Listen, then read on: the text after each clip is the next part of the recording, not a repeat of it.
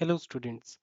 इस वीडियो में हम सिंपल हार्मोनिक मोशन से रिलेटेड एक प्रॉब्लम सॉल्व करेंगे जो कि जेईई एडवांस 2009 में पूछी गई थी।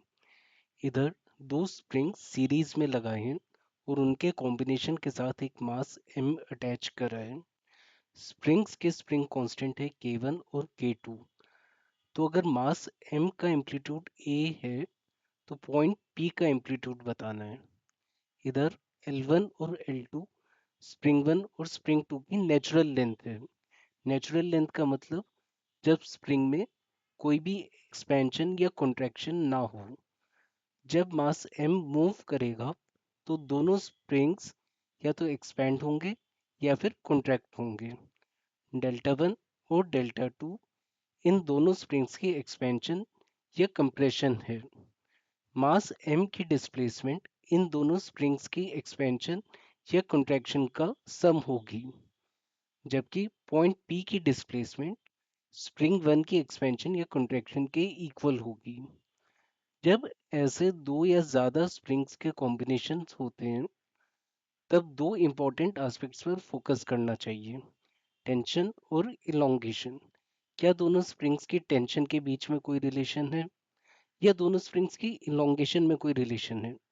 अगर दो स्प्रिंग्स पैरेलल में होते हैं तो उनकी इलोंगेशन सेम होती है, जबकि अगर दो स्प्रिंग्स सीरीज में होते हैं तो उनकी टेंशन सेम होती है। इस केस में दोनों स्प्रिंग्स सीरीज में हैं, इसलिए इन दोनों में हर मोमेंट पर टेंशन सेम होगी। टाइम के साथ टेंशन की वैल्यू चेंज हो सकती है, बट दोनों स्प्रिंग्स में हर मोमेंट पर टेंशन सेम रहेगी। पहले देखते हैं कि ऐसा क्यों होता है। इस शेडेड रीजन पर फोकस करेंगे। मान लेते हैं कि इन दोनों स्प्रिंग्स में टेंशन डिफरेंट है। रेड स्प्रिंग में टेंशन है T और ब्लू स्प्रिंग में टेंशन है T प्लस डेल्टा T। तो इन दोनों का डिफरेंस हो जाएगा डेल्टा T। न्यूटन्स लॉज के अकॉर्डिंग डेल्टा T इस शेडेड रीजन के मास और एक्सेलरेशन का प्रोडक्ट होना चाहिए, बट SHM में मासलेस स्प्रिंग अज्यूम करते हैं, तो उस केस में स्प्रिंग एलिमेंट की एक्सेलरेशन इनफाइनाइट हो जाएगी, जो कि पॉसिबल नहीं है। इसलिए डेल्टा टी जीरो होना चाहिए और टेंशन दोनों स्प्रिंग्स में सेम होगी।